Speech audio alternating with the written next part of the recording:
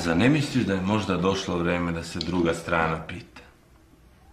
To što je neko bogat, nije mu Bogom dano da zapoveda onima koji to nisu. Uzmimo za primjer Rusiju.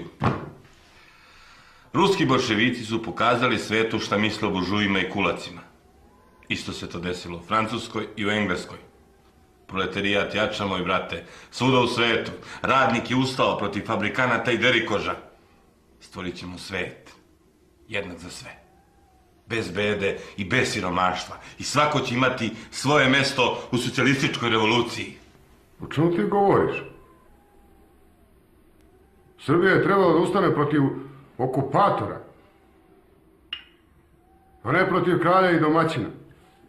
General Draža, on je ostao u zemlji da bi se borio za slobodu srpskog naroda, a ne da bi dizao revoluciju i atakovao na vlast. Nudio njemu Tito položaj u toj novoj vladi, ali general Draža to nije prihvatio. Ostaje veran srpskoj kruni. I ko je onda izdajnik? Ko? Radovane. Čekaj, borite se za lični interes jednog Hrvata. Njega podržavaju i ostali narodi, i Hrvati, i Slovenci, i Makedonci. Nije! Koliko ja znam, Hrvatska je nezavisna. Svi Hrvati su stali uz Pavelića.